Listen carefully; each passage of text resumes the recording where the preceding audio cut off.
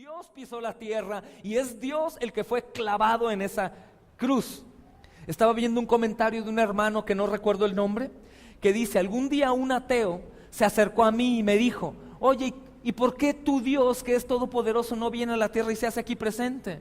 Y dijo el hermano: no, sí pasó y lo crucificamos. Estos hombres entendieron el significado, hermanos, de ser cristiano. Ellos salieron completamente de la religiosidad y su única religión era estar humillados ante el Señor. Y servían a Dios con todo su corazón. No les importaba nada más. Estos hombres tenían sus ojos puestos en Cristo. Ellos no les interesaba lo que el mundo hablaba, ni lo que el mundo hacía, ni mucho menos la sabiduría terrenal, que hoy en día parece que es como algo obligatorio para nosotros.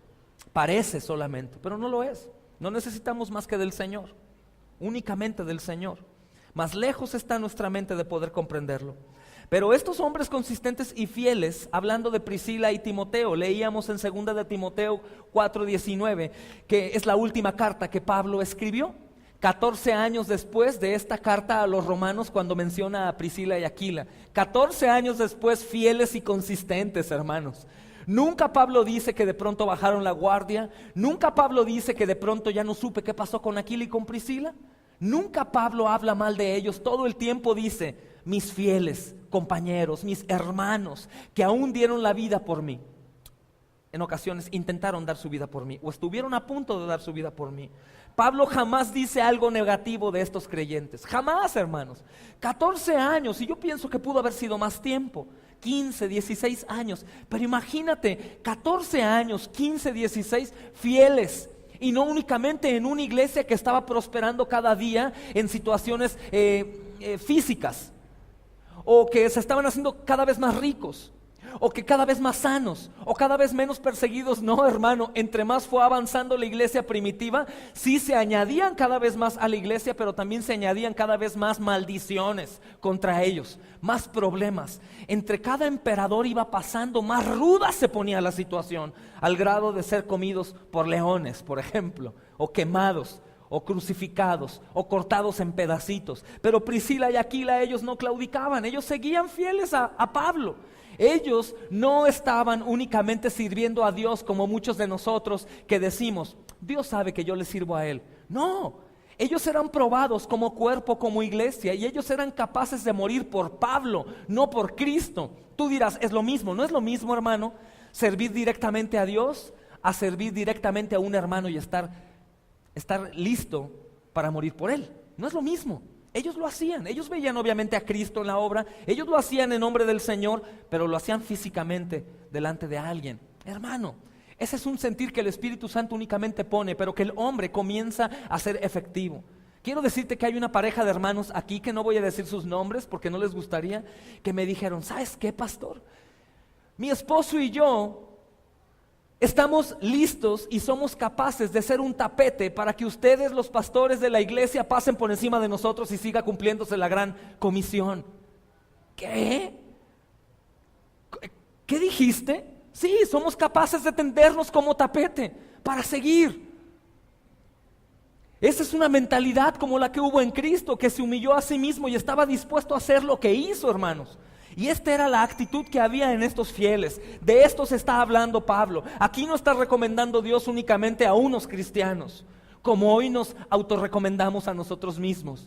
En ocasiones, cuando el ambiente se ve bonito y agradable y se da pie a hablar del evangelio, hablamos y presumimos de la iglesia y que somos cristianos. Pero cuando el ambiente no está nada bien, que es caliente, que es de temor, de peligro, que hay pura gente no creyente, que se están burlando, que a lo mejor te dicen una ofensa por decir que eres cristiano, muchos de nosotros ahí cerramos la boca y nos autojustificamos y decimos: bueno, es que no voy a hacer de tropiezo, hay que respetar. ¿Cómo que hay que respetar?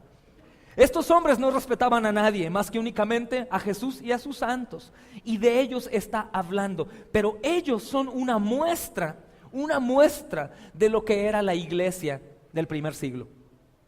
De lo que era la iglesia del primer siglo. ¿En qué condición espiritual estamos nosotros? Decíamos el domingo pasado, como para morir por algún hermano, morir por algún pastor, por algún misionero. ¿En qué condición estoy yo? ¿Moriríamos, para empezar, por el nombre de Jesús?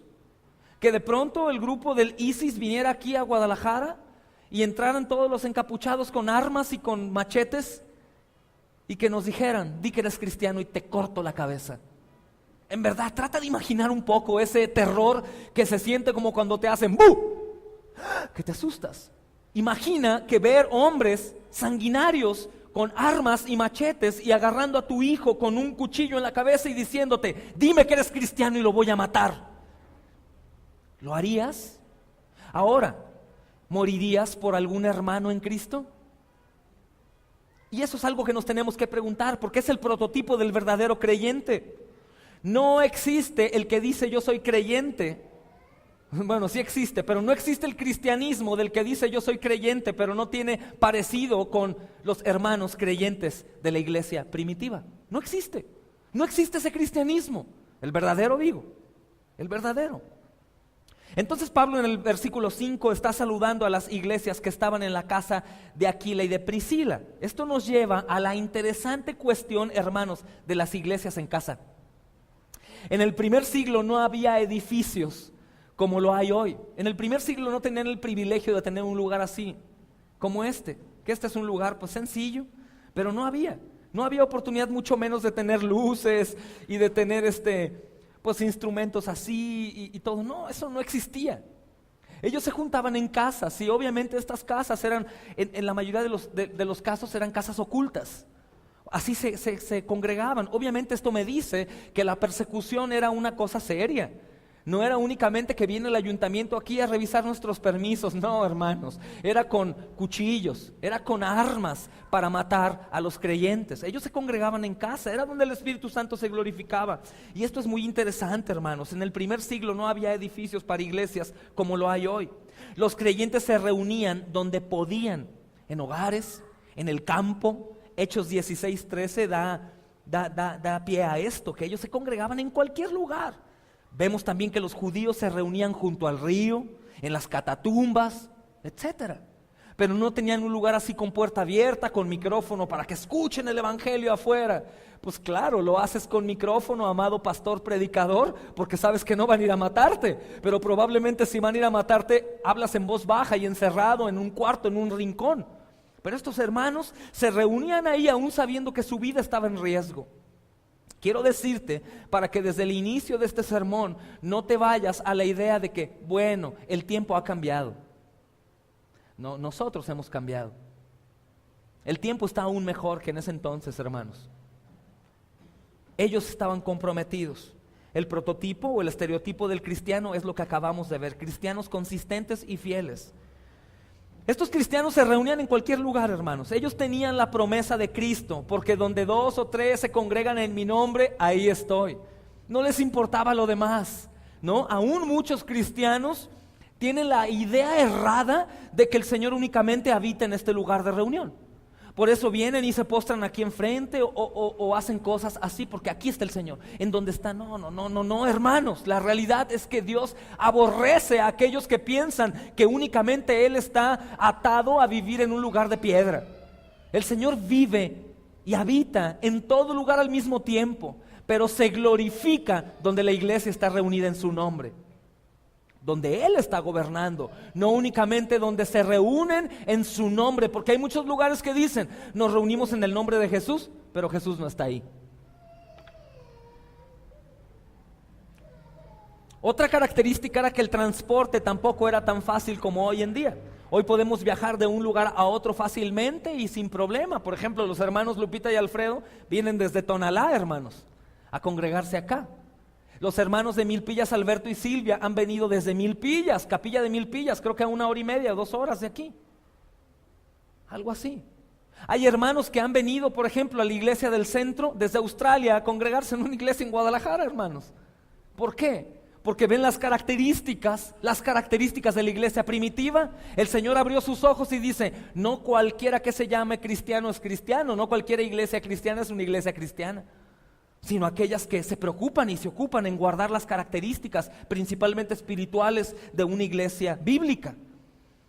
El transporte era un problema en ese entonces. Recuerden que la mayoría caminaban, y más en la condición de cristiano. No creas que todos tenían el privilegio de andar en caballo o en algunas carretas. La mayoría caminaban. Y ese era un problema. Pero hoy no hay problema, hoy no hay problema del transporte. Aún los transportes, el camión te deja cerca del lugar a donde vas a ir. Es fácil transportarte de un lugar a otro. En el primer siglo no era así, amados. La mayor parte de los viajes se hacían a pie y esto no era nada fácil por lo tremenda que estaba la persecución en ese entonces para los cristianos. Entonces las reuniones eran en casa, pero obviamente vamos a ver un punto muy importante al que quiero ir, que no estamos hablando de muchas casas abiertas como iglesias, sino una sola casa por cada ciudad. Eso a lo mejor no lo sabías. Vamos a ir a 1 Corintios 16, 19 para ver el primer ejemplo. 1 Corintios 16, 19.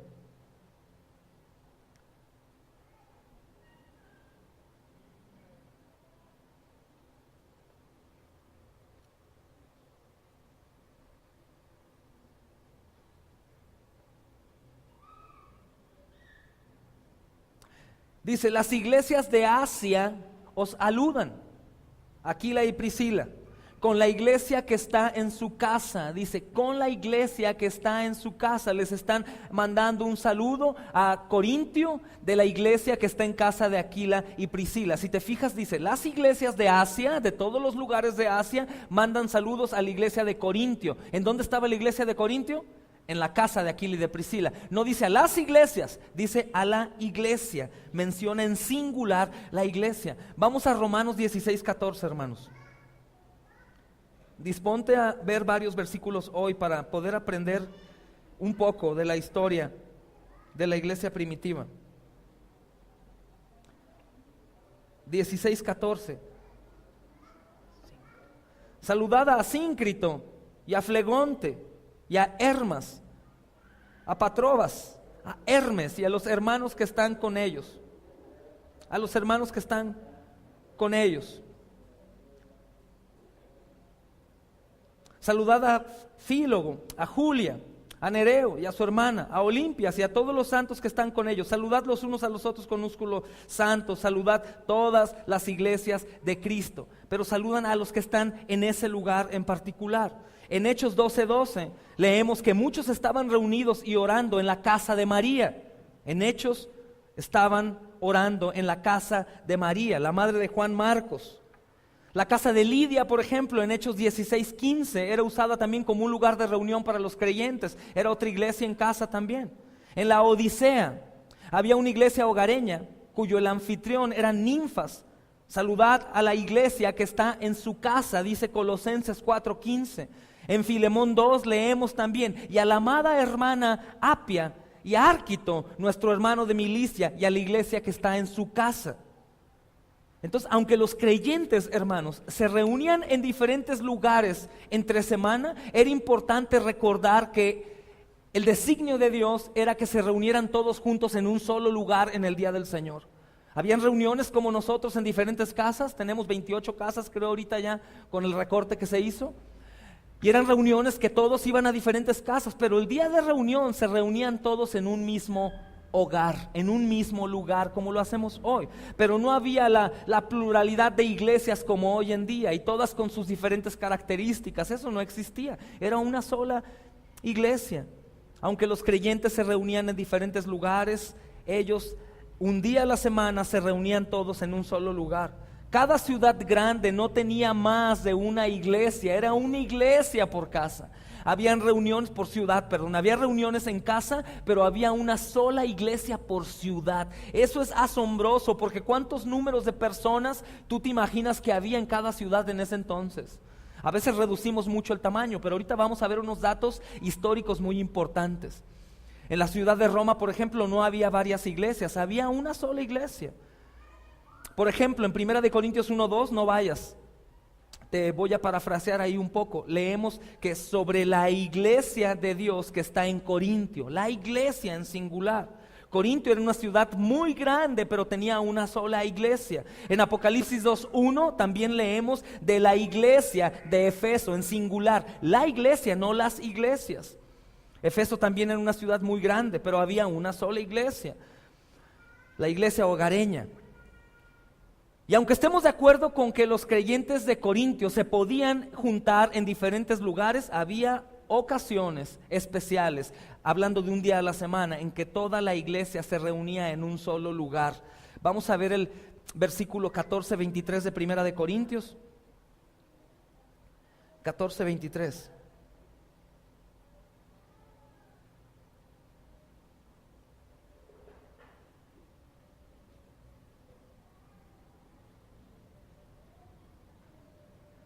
Dice desde la porción B del 22, dice, no a los incrédulos, sino a los creyentes. Sí, pues, toda la iglesia se reúne, ¿en dónde? En un solo lugar. Toda la iglesia se reúne en un solo lugar. Y voy a darte algunos datos importantes que estuve yo estudiando, investigando de unas fuentes fieles. Por ejemplo, en Jerusalén, algún estudioso declara que en el tiempo de la Pascua, cuando había miles y miles de peregrinos y visitantes, había 2.700.000 personas en esa ciudad. ¿Tú te imaginabas que había tanta gente? 2.700.000 en esa ciudad en el año 70 después de Cristo. La población de Jerusalén podía haber consistido de 250.000 probablemente, o menos habitantes. Sería bastante seguro decir que había menos de 100.000 habitantes, pero mucha gente se reunía ahí. Ahora, ¿cuántos creyentes había en la iglesia de Jerusalén? Para que veas cuánta gente de todos los lugares se reunían en un solo lugar. Vamos a ver Hechos 2:41.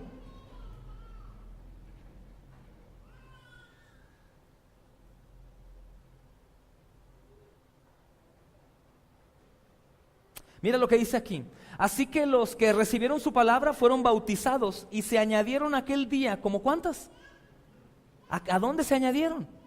A la iglesia. 3,000 personas, hermano. El 10% en promedio de los que habitaban en aquellos días o en el tiempo que no había como censo. 3,000 creyentes, ¿sabes lo que es 3,000 creyentes en un solo lugar? Obviamente nos lleva a pensar que ellos no se metían a una casa, tenían que reunirse en el campo o en algún lugar abierto, porque aquí somos 80, por ejemplo, allá eran 3,000, imagínate el lugar. Únicamente en algunas iglesias de Miami y eso hoy en día caben, que son estadios. Mira en Hechos ahí mismo 4:4.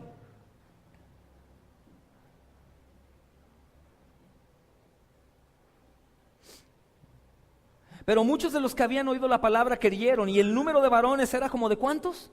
5,000 en una sola iglesia, hermanos. ¿Cuántas iglesias había en Jerusalén? Hechos 15:4.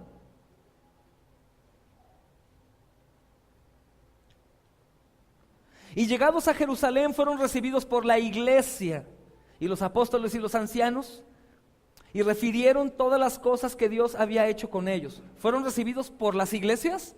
No, por la iglesia. Una sola iglesia, saturada de creyentes, y todos con las características, al menos la mayoría, las características de un verdadero creyente. En Roma, por ejemplo, se estima que en el primer siglo la población de Roma era entre 1.200.000 y 2 millones de habitantes. Es un montón de gente, hermanos, para ese tiempo.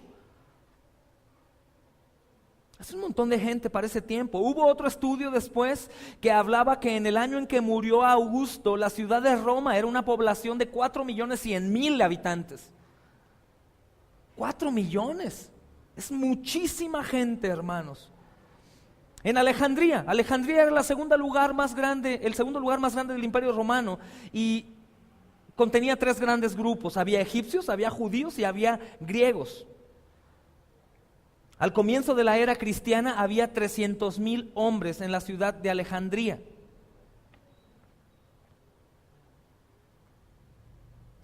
Pero aproximadamente puede ser que varía en los años, hasta el año 70 después de Cristo, como 1,000 habitantes. Una sola iglesia también en Alejandría. En Efeso había una sola iglesia. En esta gran ciudad su población era tan grande que en el segundo siglo rivalizaba con Alejandría también. Perdón, no 1,000 habitantes, 1 millón de habitantes.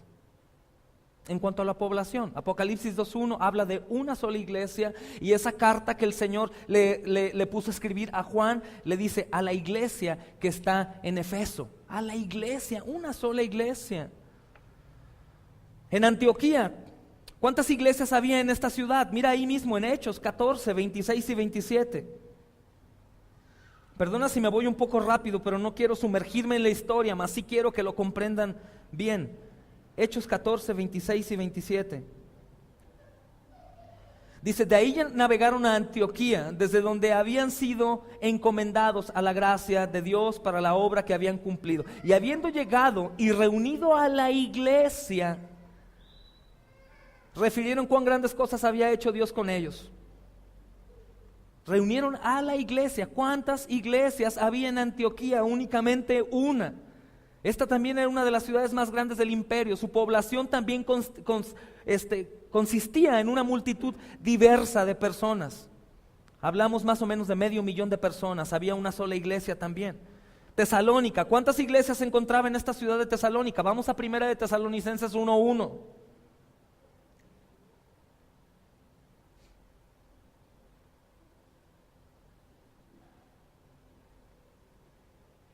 Pablo, Silvano y Timoteo a la iglesia de los tesalonicenses. Una sola iglesia, hermanos. Una sola congregación reunida en un mismo día, con diferentes reuniones obviamente alternas. En Tesalónica había más o menos como 200,000 personas. Como 200,000 personas. En Corintio, esta gran ciudad comercial, una sola iglesia. Vamos a Primera de Corintios 1:2. Y casi ya cerramos con estos datos históricos. Primera de Corintios 1:2. A la iglesia de Dios que está en Corintio. En Corintio había una mezcla de todo, hermano. De hecho es la iglesia que más trabajo le costó a Pablo ministrar, porque sabemos que había un templo en donde había un montón de sacerdotisas que se prostituían ahí y rendían culto a su Dios. Había un montón de gente maleante, borrachos, había de todo lo que te puedas imaginar. Era la ciudad del vicio y de la perdición. Había una sola iglesia en esta ciudad llena de libertinaje. Aproximadamente hablamos que había 700,000 personas ahí también. Eran ciudades muy grandes, amados. Ciudades muy grandes, y a veces imaginamos que era una iglesia porque había poquita gente. Eso sucede hoy en día aquí. A pesar de que tenemos un transporte, a pesar de que todos podemos tener acceso a la escritura, la mayoría de las personas busca la iglesia que mejor le queda, donde mejor se siente, en donde sus amigos van. Eso no sucedía aquí, hermanos. Eso únicamente sucedió cuando la iglesia comenzó a prostituirse y comenzó a haber celos y orgullo y doctrinas demoníacas de hombres. Hoy en día sucede con nosotros. Sabemos que hay iglesias a donde asisten gente que amamos, o amigos o hermanos en Cristo que asistían a la iglesia en donde íbamos, y vemos que no es una iglesia bíblica y no tenemos el valor para decirles: hermano, abre tus ojos al Señor. Estás en un lugar que se dice ser una iglesia cristiana, pero no es.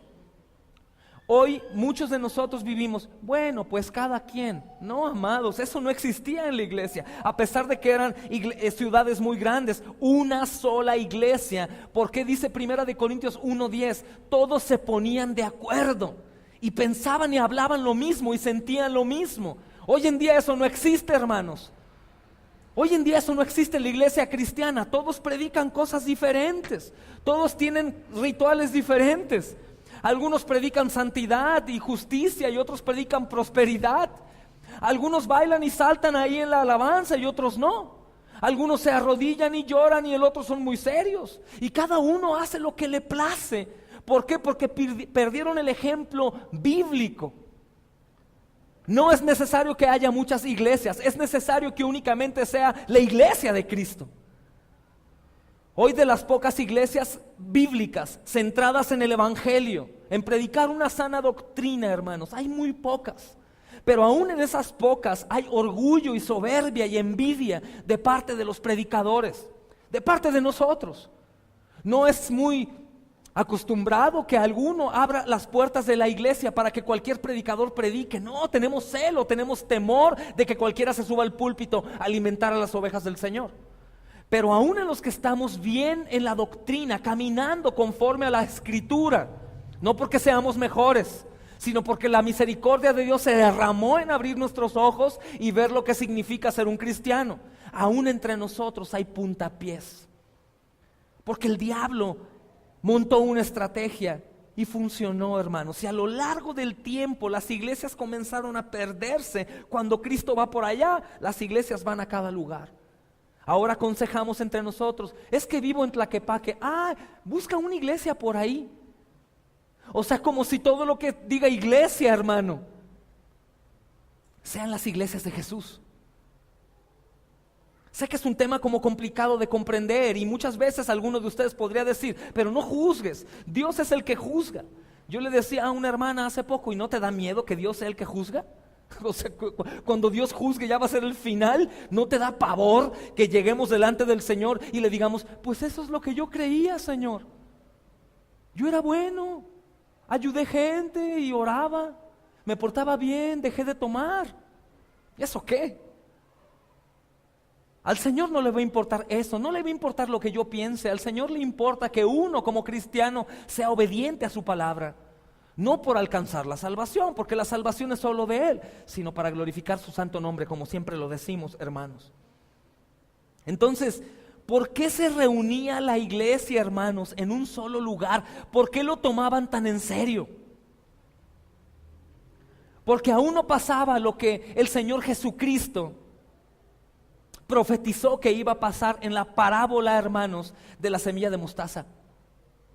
Una semilla pequeña fue sembrada, un árbol gigante creció y muchas aves hicieron sus nidos en las copas del árbol. Lo mismo sucedió con la iglesia. Fue sembrada una semilla, un gran árbol fuerte creció en el nombre de Jesucristo, pero muchos burladores, aves de rapiña, pusieron sus nidos. Y como estaban sobre el árbol, dijeron: yo también soy parte del árbol, pero sus nidos no son parte del árbol. Eso pasó, eso fue una profecía en una parábola que el Señor Jesucristo dijo. Obviamente esto va también, habla de los gentiles que se iban a añadir al tronco pues original del pueblo de Israel, pero también se refiere a esa parte. El Señor hizo su iglesia y muchos se colgaron, hicieron nidos y por eso hay variedad. Hay variedad, todos salimos de Cristo, que es el tronco, pero de pronto vemos lo que más me conviene, lo que más cómodo está. Lo que más cómodo está. El diablo, hermanos, ha tenido mucho éxito en esta cuestión. El cristianismo creció en un sistema religioso monstruoso. El cristianismo creció de una manera monstruosa, anormal, insólita, horrible, y ha llegado a llamarse cristiandad. Pero hoy en día vemos un montón de prácticas pseudocristianas que ponen el estandarte de Jesucristo, que no tiene absolutamente nada que ver con Cristo. Y hermano, no tengas miedo de reconocerlo. Al contrario, es bueno que lo reconozcas, porque si tú reconoces ese gran engaño del diablo, tú no vas a callar cuando veas que amados tuyos están en esos nidos que no son parte del árbol. Es terrible, hermanos, estar en el lugar equivocado. El diablo ha tenido mucho éxito en corromper, complicar y confundir y desordenar lo que alguna vez fue tan claro en el testimonio de las iglesias que estamos aquí estudiando. Tan claro, hermanos. Todos unánimes, todos. ¿Quiénes son todos? Todos unánimes, en un mismo sentir, en un mismo parecer, dice Pablo a los Corintios. Todos juntos. Sus diferentes reuniones, pero a fin de cuentas todos en un solo lugar. Y no en donde era más cómodo. Obviamente en este entonces también había pseudo cristianos. Está como Simón el Mago. Simón el Mago se bautizó, hermanos. Se bautizó y quería predicar, pero quería los milagros. Quería la prosperidad, quería dinero, quería lo que él quería. Hoy en día sucede lo mismo con los cristianos, hermanos. Todos queremos lo más cómodo, en donde la palabra no me ofenda. Muchos decimos: ay, es demasiado, esto no me parece bien. Como que el hermano Charlie como que sufre mucho cuando predica. realidad. El diablo ha engañado a la iglesia y tenemos que despertar. Es el tiempo para despertar. Y despertar al resto también. Estás colgado en el árbol, no eres parte del árbol, estás en un nido de aves de rapiña que se colgaron del nombre de Jesús para decir que son iglesias. Sencillo. Hablaba ayer con un hermano y me decía: no, pastor, ¿qué pasó? Es que tú ya estás exagerando, estás cayendo como en un plano de mucho juicio. Le digo: hermano, para eso fuimos llamados, para que con la palabra el Señor juzgara. Y obviamente el Señor no nos va a hablar así en vivo, hermano, porque caemos muertos. Usa a predicadores, siervos inútiles, gusanos miserables como yo, para hablar y para decir desesperadamente. Jesucristo nos dice a través de su palabra: despiértate, levántate tú que duermes entre los muertos, y te alumbrará Cristo. Pero ¿cómo si yo ya estoy despierto? Probablemente no. Probablemente no. ¿Por qué se reunían en un solo lugar, hermanos? Porque ahí eran probados. Esas reuniones que tenían fuera de la iglesia, del lugar de la iglesia, esas reuniones se daban testimonio cuando todos se reunían en un solo lugar. Ahí se saludaban, ahí practicaban el amor, el compañerismo, el amor fraternal, pues. El compañerismo, el servicio, todas las iglesias, y se daban cuenta si andaban bien o no, y si no, se exhortaban unos a otros para ir bien, para caminar bien, correctamente. Para eso se reunían en una sola iglesia, y eso es lo que tanto falta hoy. Yo estoy casi seguro, hermanos, que si la Biblia, hermano, es real, que sabemos que sí, que la palabra es inerrante, que sabemos que sí, que es inmutable, sabemos que sí, probablemente vamos a volver todos al diseño original de la iglesia. Y por necesidad, hermanos, vamos a tenernos que congregar todos aquellos que en verdad son la iglesia de Cristo en un solo lugar. Reuniones dispersas, pero un día de reunirnos es lo más seguro, porque estos eran adoradores en espíritu y en verdad. Y en los últimos tiempos el Señor levantará a aquellos que van a ser adoradores en espíritu y en verdad. Es como si se repitiera un poco la historia de la iglesia primitiva. Es como la tribulación. Platicábamos el domingo. ¿Tú crees que no era tribulación que los leones te comieran en un coliseo romano? Del 1 al 10, ¿qué número de tribulación es? O sea, es gran tribulación. Y eso dice la Escritura que se va a repetir también. Por ende, el Señor tiene que levantar a su iglesia y darles un espíritu fuerte para que la iglesia se congregue en un solo lugar, lejos de envidia, de celos, de que predica mejor que yo, que no me gusta cómo predica, que el hermano no me saluda, que él me hizo una cara. Hermano, esas son cosas de la carne que el Señor tiene que quitarnos. ¿Por qué lo tomaban tan en serio, hermanos? ¿Por qué caminaban millas y millas y millas para reunirse en un solo lugar? ¿Por qué creían? ¿Por qué conocían? ¿Por qué temían? ¿Por qué nada les importaba? Hermanos, esto se resume en algo: porque querían ir a la cena a la cual fueron invitados, porque el cordero era demasiado grande para comérselo solos, cada uno en su lugar, porque el cordero era suficiente para alimentar a toda la familia, hermanos. Eso mismo que está hablando en el Antiguo Testamento el Señor en Éxodo 1 al 4, hermanos, Éxodo 12, 3 y 4, es lo que sucedió con la iglesia. Ellos decían: hablamos del cordero, tenemos al cordero, pero no nos lo acabamos, vamos todos a comérnoslo. Mira, para que entiendas un poco esta parte, vamos a leer Éxodo 12, 3 y 4. Y mira lo que sucedió, y mira lo que sucedía en la iglesia, hermano.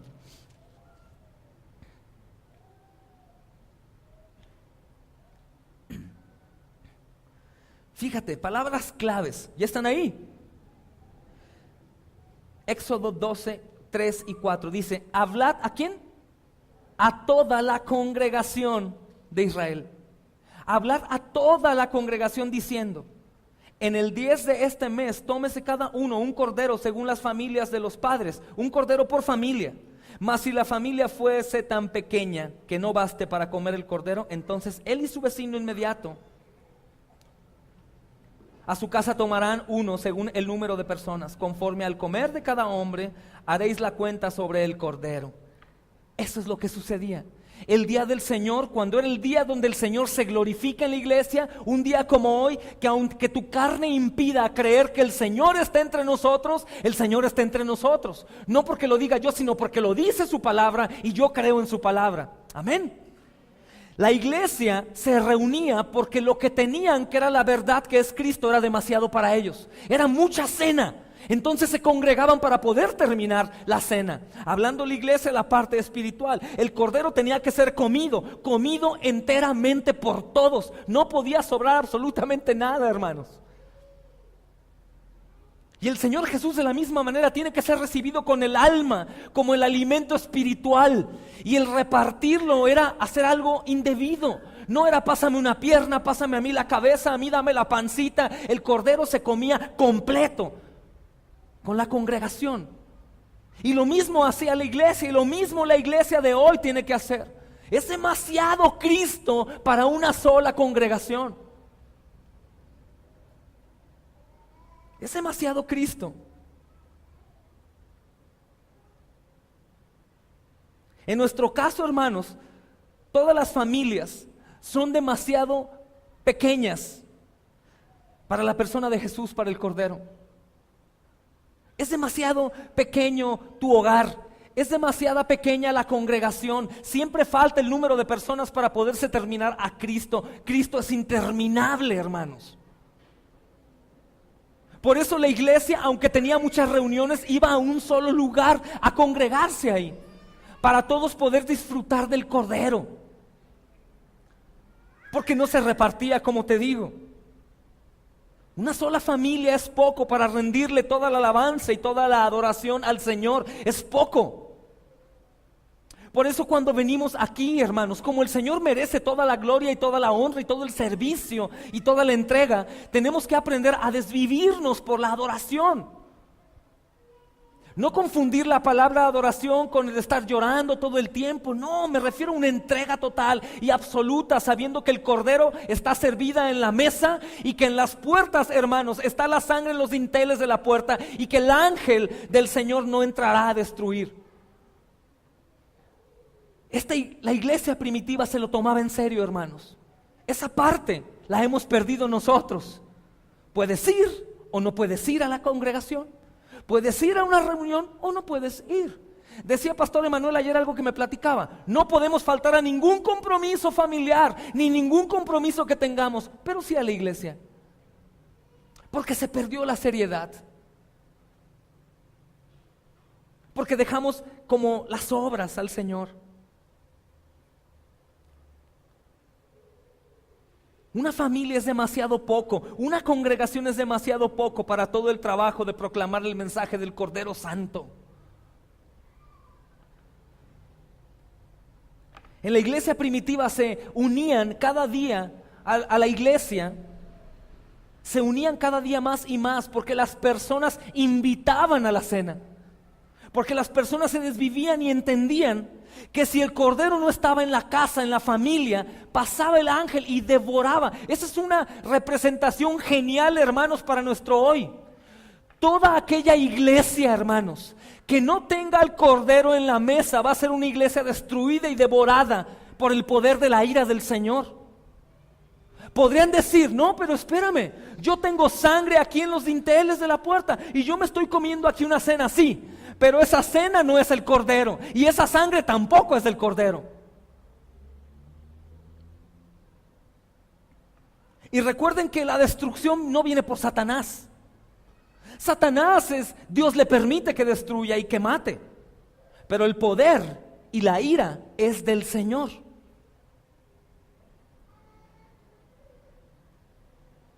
Por eso tomar en serio qué significa congregarnos en el día del Señor.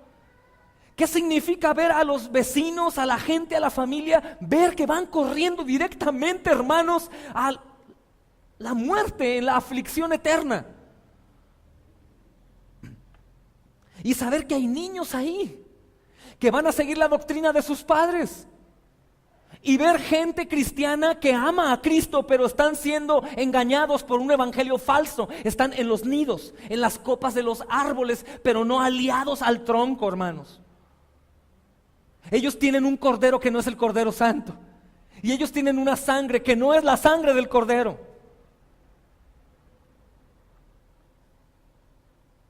¿Por qué digo esto? Hermanos, ¿qué parte del cuerpo tiene Cristo? La cabeza. ¿En dónde están los pensamientos, la guía, la visión, el audio, el habla? ¿En dónde están? En la cabeza. Entonces, ¿tú crees que si Cristo está gobernando como cabeza, la iglesia va a caminar chueco? ¿O va a escuchar mal? ¿O va a hablar mal? Claro que no. Por supuesto que no. Porque si Cristo es el que gobierna el cuerpo no puede hacer nada que la cabeza no ordene. Yo el único ser vivo que he visto caminar sin cabeza es en un rancho, una gallina decapitada rápido, y la gallina seguía corriendo, pero unos segundos después cayó. Y lo mismo va a pasar con las iglesias en donde Cristo no es la cabeza, en donde el Cordero no está en la mesa, hermanos. Va a caminar un tiempo sin cabeza y hasta le salen ruidos raros, pero va a caer muerta. Va a caer muerta. Y sigue sucediendo lo mismo. La pluralidad de iglesias y la gente no creyente, agnósticos, ateos, religiosos y sectas de todo tipo, es la gran multitud. La iglesia de Cristo siempre fue pequeña en comparación de la gran masa que habitaba en ese entonces.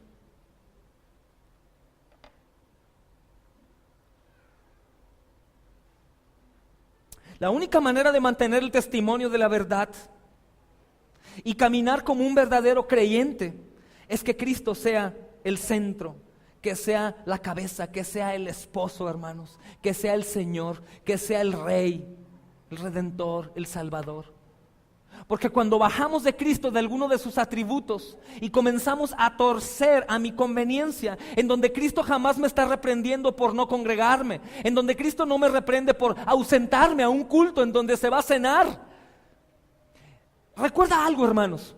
¿Qué pasaba en estos textos de Éxodo cuando las personas se quedaban fuera de la casa y no estaban dentro de la casa? ¿Qué pasaba? Morían. Lo mismo pasa cuando los hermanos o personas están lejos de la iglesia, hermanos. Están lejos de Cristo y están expuestos allá afuera a morir. Bueno, fuera una muerte como la de los religiosos, que ellos piensan que mueren y ya descansan. Hermanos, sabemos que no es así. Sabemos que no es así. Si entendemos nosotros esta parte, hermanos, tenemos que comprender el gozo que debe provocarnos el jalar del engaño a todo aquel que esté alrededor nuestro. Y que no me baste con decir, creo que hay una iglesia allá. O mira, métete al directorio de iglesias de sana doctrina de Iglerret, o al de Soldados de Jesucristo, o al de Coalición por el Evangelio. Métete ahí, ve una, y ahí ve la que te quede mejor. Hermano, tú no sabes que predican ahí. Yo no estoy tratando de que seas un promotor de esta congregación. A mí no me importa la cantidad. Yo prefiero calidad de creyentes. Hermanos comprometidos, aguerridos, servidores, predicadores en la calle, evangelistas. Que haya armonía en las comuniones, que haya constancia. Porque esos son los verdaderos creyentes. ¿Para qué tenemos una multitud aquí, todo bonito, con una buena máscara de hipócritas, y al rato cuando el Señor venga, apártense de mí, hacedores de maldad, nunca los conocí, al fuego eterno? Mejor vamos detrás del Señor para no equivocarnos. ¿Te has dado cuenta cómo aquellos indios que tenían, aquellos rastreadores de personas, qué es lo que seguían? Las huellas. Si nosotros somos buenos, fieles buscadores del Señor, vamos a seguir sus huellas. Y nos vamos a dejar de respeta, no juzgues. Es que estás juzgando tú a ellos. Tú no sabes cuándo el Señor va a actuar, hermano. Tú no sabes cuándo venga una gran tribulación. Tú no sabes cuándo el Señor venga de pronto. No voy a perder el tiempo. Tenemos que salir desesperadamente a anunciar el verdadero evangelio y a llevar a las personas a que cenen del Cordero Santo. Hay demasiado, hermano. No podemos atesorarlo. Es como si tu casa metieras camiones y camiones y camiones de oro, y siguen los camiones y empieza a desbordarse el oro por las ventanas. Es lo mismo Jesús.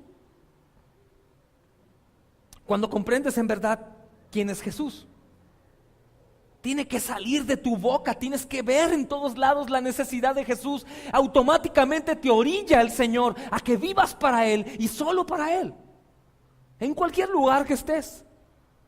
Recordando que el que no esté con Él, hermanos, va a sufrir una agonía eterna. Eso no puede olvidarse.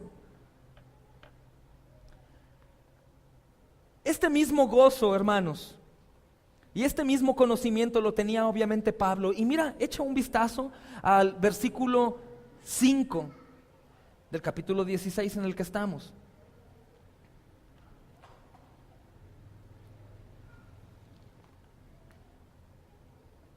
Dice: saludad también a la iglesia que está en su casa. Saludad a Epeneto, amado mío, que es el primer fruto de Acaya para Cristo. Pablo se gozaba en la cosecha de almas mientras ministraba en Asia. Acaya es parte de la traducción, pero los textos fieles o los primeros textos originales no dice Acaya, dice Asia, refiriéndose a Asia Menor. Epeneto es el primer fruto de la cosecha, el primer convertido. Fue Epeneto, hermanos, un creyente que fue cercano al corazón de Pablo.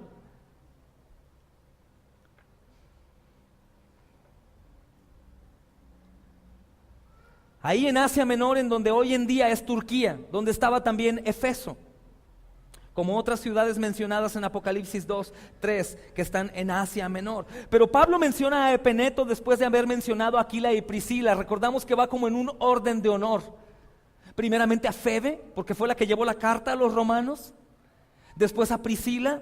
Desconocemos el detalle real por qué primeramente menciona a la mujer y no al hombre, que no era la costumbre como hablábamos.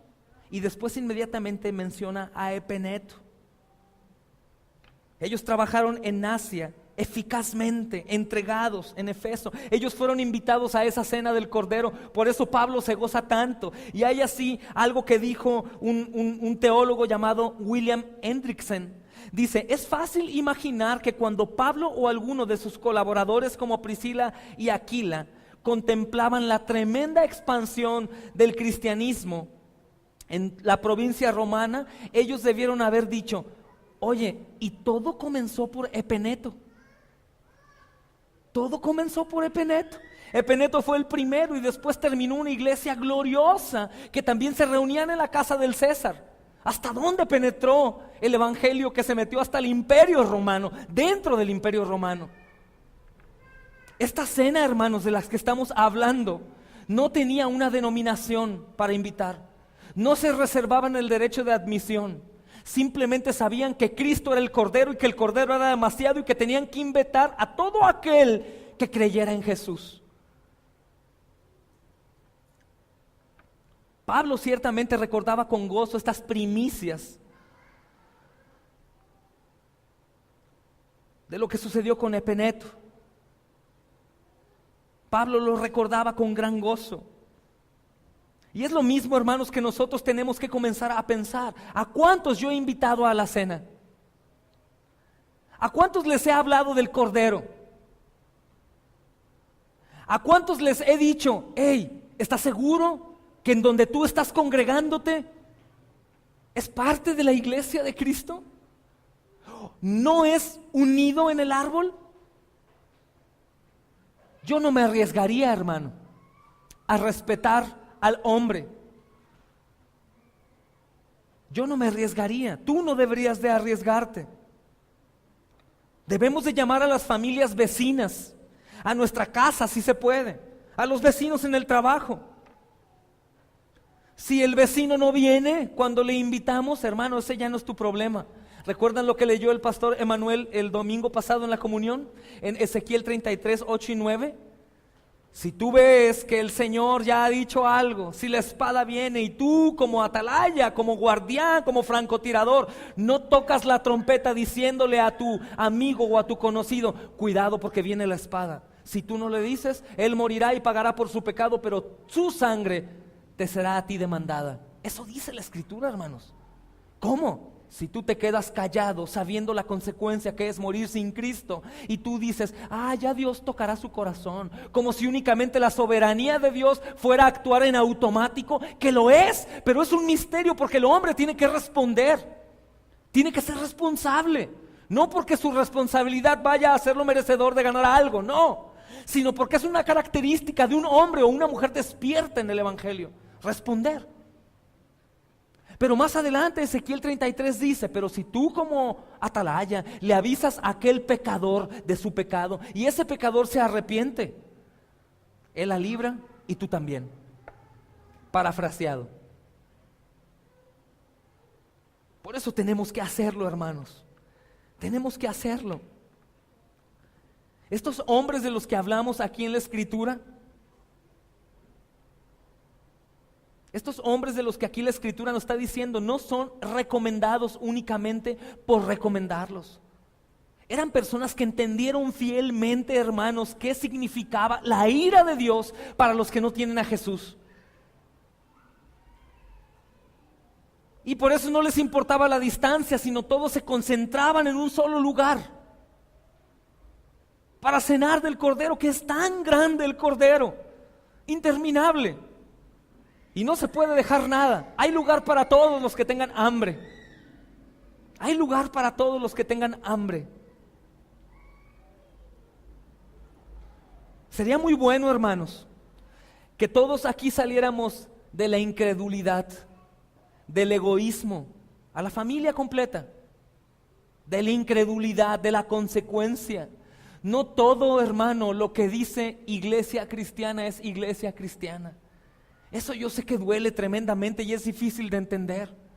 Pero la iglesia tiene características aquí en la Biblia, hermano. No te digo físicas. No importa si unos cantan más alto o levantan sus manos o otros no. No importa si uno ora más bonito que el otro. A eso no me refiero. Me refiero a la vida como cristiano, a la entrega. Lejos de la hipocresía, lejos de la frialdad, de la tibieza. Lejos de la indiferencia, del orgullo, de la soberbia, de los celos, de la ira, de la contienda, de la envidia. Lejos de eso. Es la característica de la iglesia. Lejos de la vanagloria. Lejos del dame Señor, dame Señor. Lejos de eso. Como siervos, no como amos. Pero dirás, pero somos reyes y sacerdotes. Sí, ¿de cuáles reyes habla la Escritura? ¿Como Cristo? Coronado con espinas. Sacerdotes como Cristo, que murió por todos nosotros y fue el que apaciguó la ira de Dios. Así, hermano, rey y sacerdote. Rey y sacerdote. Nosotros somos aquellos criados del Señor que van y anuncian allá afuera: hey, están invitados por mi Señor, vengan a cenar, la cena ya está servida. Y le respondían: no tengo tiempo, tengo un asunto que hacer. Hoy no puedo, pero mañana tal vez sí. ¿Sabes qué? No, hoy estoy muy cansado, no pude. Ay, me duele la pierna. O como el hermano, sentí como que la pierna se me iba a torcer. ¿Se te torció? No, pero sentí, por eso no fui. Así, hermanos. Entonces, ¿qué? Señor, pues no quisieron venir. No importa, tú ya les avisaste. Su sangre no te la demando a ti. Ahora ve por otros, ve por los que sí necesitan. Los siervos fueron por los que menos se imaginaron que el Señor iba a invitar. Entonces a veces vemos caras endurecidas con los vecinos, con los trabajadores, con los que están conmigo, con los amigos. No creo, ellos no van a creer. Hermano, probablemente ellos son aquellos que tú no te imaginabas como los siervos que iban a ir, pero fueron y se sentaron. Eso es perseverar en la doctrina de los apóstoles. Te voy a decir por qué. ¿Cuál es la gran comisión? Predicar el Evangelio. Entonces, ¿cuál era la prioridad de los apóstoles? Predicar el Evangelio. No hablaron o convocaron una junta para tener diáconos y ellos ¿qué iban a hacer? ¿Rascarse la panza? No. ¿Qué iban a hacer? Predicar el Evangelio. Entonces ellos perseveraban en la doctrina de los apóstoles y el Señor ¿qué hacía? Añadía a cada día a los que habían de ser salvos. ¿Y qué es la predicación del Evangelio, hermanos? Vengan a cenar. Tú que tienes hambre, tú que tienes sed, vengan, la cena está servida. El Cordero es tremendamente grande. Y si no vas al Cordero, el ángel del Señor va a venir y va a destruir, como lo dice Éxodo. Tienen que venir. La cena está servida. No sabemos cuándo el Señor venga. Tienes que venir. Tienes que venir a Cristo. Y esta cena no únicamente es para ti, mi amado vecino, sino es para ti, para tu familia. Desesperadamente buscar que mi familia sea salva también. ¿Cómo te vas a dar cuenta? Por los frutos. Por el deseo, por la fe, no únicamente por una buena apariencia o por una muy bonita educación. No, hermanos, por la fe. Por el saber que somos pecadores, que no merecemos la gracia y que el Señor nos la da y decir, Señor, soy indigno. Por ver que mi vida no necesita nada más que del Señor. Porque de la abundancia del corazón habla mi boca. ¿Qué es el tema que más tu boca habla todo el tiempo? Podrías decir, pero bueno, es que vendo chicles y pues todo el día tengo que hablar de chicles. Pero aún así podrías pensar en el Señor todo el tiempo, hermano. Encomendar tu camino a Él. Meditar todo el tiempo en su palabra. Y a esas personas que les vendes chicles, les hablas del evangelio. Oye, te vendo un chicle, pero te quiero invitar a cenar. Conoce al Cordero interminable. Tú y tu familia caben aquí. El Señor va a hacer la obra, no tú. Como decíamos el viernes, nosotros podemos guiar al ciego, pero no le podemos abrir los ojos. Nosotros podemos guiar al ciego, pero no le podemos abrir los ojos. Esa es obra del Señor. Mi trabajo es invitar. Y si hubiera por aquí alguna mente un poco torcida, no creas que te estoy diciendo, ve y invita porque tenemos otras 10 sillas para ocupar. No, ve y habla de Jesús y que el Señor haga, hermano. Pero quiero decirte que tenemos temor de predicar el evangelio y que el lugar que tú conoces es este, los puedes traer aquí también.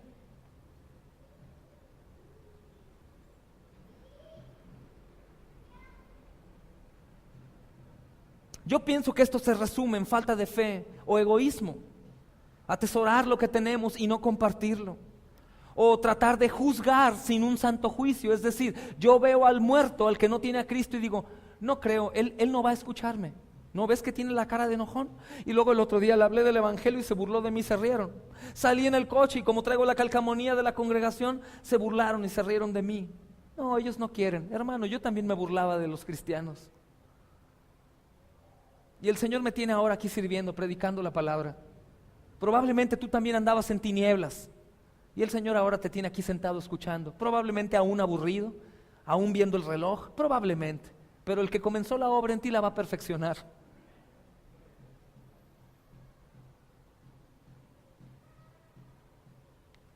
La comunión de la iglesia ha sido fructífera únicamente en la dirección correcta de la iglesia primitiva. Únicamente ahí.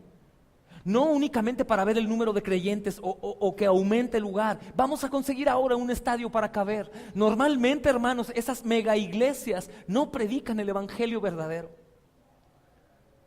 El evangelio verdadero es cortante como la espada. Duele, lastima y no te gusta. Te da coraje que tu pecado sea mencionado y que tu esposa te pegue un codazo. O viceversa. No gusta escuchar que eres tibio. No gusta escuchar que aún estás en el mundo y que predicas más de Paulo Coelho que de los proverbios. No gusta, lastima, da coraje. No te metas en mi vida. Lo mismo sucede en el evangelio. Únicamente aquellos que se rinden y que escuchan el llamado y van, hacen las cosas como Dios dice, no como ellos. Eso demanda muerte. Y no podemos salir del tema principal de los hombres, los que Dios honra, aquellos que le honraron también con la entrega de su vida, aquellos que dijeron, estoy dispuesto a morir por ti, Pablo, estoy dispuesto a morir, estoy dispuesto a abrir mi casa, toda la iglesia venga, hoy nos vemos en aquel monte, pero tengo que caminar como 50 kilómetros, pero vamos a ir a cenar al Cordero. Eso es lo que necesitamos, fe, hermanos. Fe no para ser salvos porque no eres salvo por la fe. Ojo, yo sé que la Biblia dice que por fe, pero la fe es el medio para poder llegar a la cena. Lo que nos salva es la sangre del Cordero. No te arriesgues, hermano, a que en tu vida creas que estás caminando correctamente y estés fuera de la cena. No te arriesgues a que tus seres queridos, porque mencionan el nombre de Cristo, estén en la cena. Probablemente lo que están cenando es una cabra y no un borrego. Y probablemente lo que la sangre que tengan ahí en la puerta, pues que no sea tampoco del Cordero. ¿Cómo vas a saber, hermano? ¿Son como la iglesia primitiva? ¿Son como la iglesia de Jesús? ¿Predican lo que la iglesia predicaba? ¿Aman al Señor aunque no les vaya bien? ¿Sirven? ¿Lo confiesan con su corazón? ¿O únicamente les gusta el escándalo? ¿Y los milagros? ¿Y el espectáculo? ¿Y el dinero? Sencillo.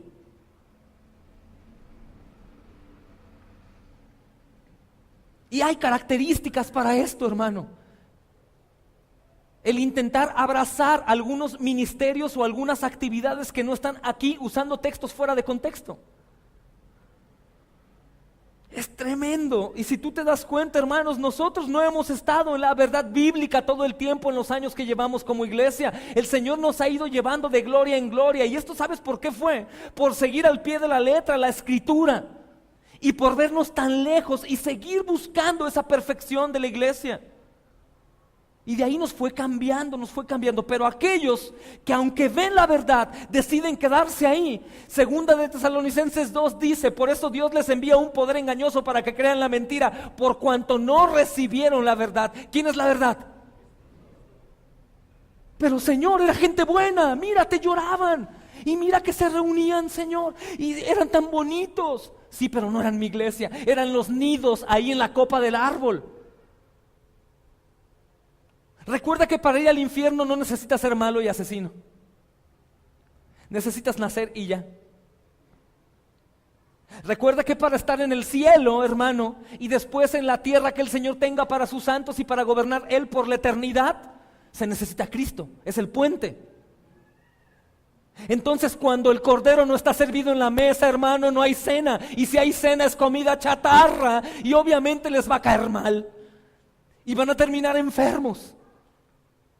Lo mismo sucede hoy en día con las iglesias.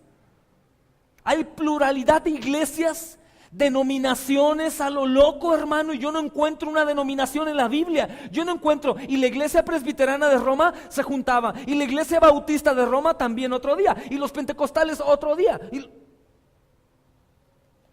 He buscado y no encuentro, hermano. Las denominaciones fueron doctrinas de hombres que lo único que Satanás hizo ahí es dividir. Yo no digo que todos los que están bajo una denominación no sean la iglesia del Señor. Por supuesto, el hermano Paul Washer, por ejemplo, es bautista. Sproul es presbiterano. Yo llego a creer que nacieron con denominación y ahora ya no tienen denominación más que el nombre. Pudiera ser. Pero el Cordero es el mismo. La cena se sirvió, hermanos, ahí. La cena hoy está servida para ti y para mí. Entremos en acción, cada uno a lo suyo, asegurándote que lo que predica este predicador sea bíblico, que tenga un sustento dentro del contexto. Esa es como la base. Que lo que podamos predicar aquí tenga un sustento bíblico y que no únicamente sea un texto sacado de contexto. Por eso vamos verso a verso, capítulo a capítulo, para que aquí no haya ningún engaño.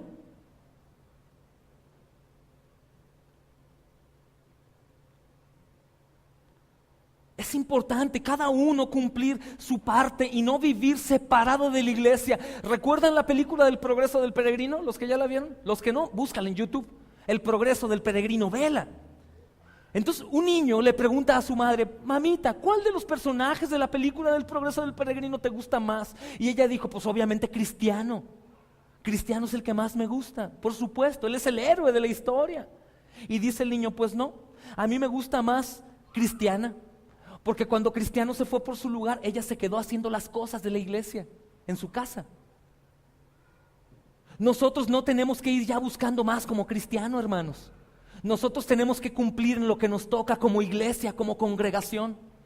No únicamente congregación en San Sebastián el Grande, somos un punto en la nada. Como iglesia de Jesucristo, lo que se sirve en la congregación es el Cordero Santo. Hay mucho, no lo podemos acabar, y el Señor nos va a demandar si queda algo que sobró. Desmedidamente, pero entrando en acción, porque pronto el Señor viene, hermanos. Pronto el Señor viene y no podemos estar jugando, pues probablemente, mira, parece que sí tienen al Cordero ahí también. Prueba, come de ahí. Búscalo en la Biblia como los de Berea y verás que la mayoría, hermano, la mayoría no tienen al cordero dentro de su casa. Y la sangre que está en el dintel de su puerta no es la sangre del cordero tampoco. Ay, qué atrevido lo que dices. ¿Qué dices? ¿Que somos mejores que los demás? Por supuesto que no. Pero probablemente gozamos más de la misericordia del Señor, que nos humilla y nos lleva a poder aceptar lo que la Escritura dice de mí, miserable pecador, que jamás hubieras podido alcanzar una salvación tan grande si no hubiera sido únicamente por Cristo. Y Cristo es el Señor y el Señor es el que gobierna. No nos gusta tener a alguien que nos gobierne. Ese es el problema en los matrimonios. Ni al hombre le gusta ser gobernado, ni a la mujer tampoco le gusta ser gobernado. Es el problema con los hijos. A los hijos no les gusta ser gobernados tampoco. Es parte del pecado asqueroso que los primeros padres nuestros dejaron como herencia. La soberbia, el orgullo, el engaño, hermanos. El no someternos al rey y querer tener a un Dios a mi medida. Por supuesto que todos hablan de Cristo porque saben que en Cristo hay salvación y ninguno quiere ir al infierno. Ninguno quiere ir al infierno. Pues claro que te dicen toma de ese medicamento y no vas a morir. Pues me lo tomo. Pero espérame, tienes que leer primero las indicaciones, las precauciones. Pero no, hermanos, todos llegan, sí, métete al cordero, ahora le dicen que embarre sangre, tú embarras sangre y vamos a hacer lo demás como sea. Es mi casa, es mi fiesta y yo aquí digo cómo son las cosas. Pero no, hermanos. La cena del Señor fue organizada por Cristo y le dijo a sus discípulos, vayan y organicen la cena allá arriba, tengo ya todo listo. Aún tenía listo a Marcos, que estaba esperando a los discípulos para que les dijera por dónde. Cristo es el que dice cómo, hermanos. Por eso el Señor, hermano, tiene tan en primer lugar a estos hombres aquí en Romanos, cerrando la carta, el diamante de la Biblia, Romanos. Y por eso aquí los tiene y los exalta. Porque lo que ellos hicieron, hermano, es lo que permite que tú y yo podamos gozarnos hoy en Cristo. Lo que el Señor hizo a través de ellos. Hombres y mujeres que hicieron como Él ordenaba, porque somos siervos inútiles que no hacen más lo que su Señor dice que hagan. Esto es algo serio. Un hombre iba a su trabajo una mañana cuando de pronto vio que un río se estaba desbordando porque las compuertas ahí de su dique o de la muralla se habían roto y todo estaba derramándose en el valle, hermanos, y parecía la verdad que iba a destruir todo. Era una destrucción por donde quiera que pasaba. Pero otro hombre ahí llegó y le informó, le dijo, oye, de casualidad me encontré que el río está saliéndose y ahí va la turbulencia y vi que se llevó como 6, 7 casas, oye, qué feo, ¿no? Es lo que hizo él. Pero este hombre temeroso dijo, yo no puedo quedarme así. Él corrió gritando, salgan de inmediato porque el río se ha desbordado y está llevándose todo lo que ve a su paso. Y gracias por este aviso oportuno salvó las vidas de miles de personas y esto es algo real. Y lo mismo pasa con nosotros. Si no salimos de las copas de los árboles, hermanos, y no nos metemos al tronco y empezamos a ver la seriedad de la destrucción venidera, que en la Biblia se define como la ira venidera, que la Biblia dice, horrenda cosa es caer en manos de un Dios vivo. Horrendo, ¿qué es horrendo, por favor? No dice espantoso, no dice muy feo, dice horrenda cosa es caer en manos de un Dios vivo. ¿Para quiénes? Para los que no tienen al Cordero dentro de su casa. Obviamente para ti, para mí no, para ti, para mí es gloria, es gozo eterno. Pero para la gente que no tenga ese Cordero, para la gente que está en sus iglesias interdenominacionales haciendo lo que a ellos les place y pareciendo que su ministerio va prosperando por lo que los ojos físicos ven y no por lo que el Espíritu está haciendo, hermanos, es horrendo lo que va a suceder con ellos. Y no es un juego, es realidad, porque el sacrificado fue el Hijo de Dios. El colgado fue Dios mismo, hermanos, completamente atormentado, abatido horrendamente. Ese Cordero que está describiendo el Éxodo es el Cordero Santo, el Hijo de Dios, por el cual nos reunimos hoy al cual le pedimos, al cual imploramos, al cual nos invitó a cenar. La Santa Cena dice: coman de mi cuerpo, beban de mi sangre. Es ese mismo Cordero que estamos seguros que pase lo que pase, sea lo que sea, lo peor que pueda venir, estamos con el Cordero. Panza llena y un corazón nuevo, contento, hermanos, con el Señor Jesús. Y es tanto Cordero que no podemos quedarnos callados. Tenemos que ir a hablar. Rompe el lazo con el mundo. Que en verdad tu corazón esté tan lleno de Jesús que tu boca no pueda dejar de mencionarlo. Examínate, hermano, no es malo. Examínate.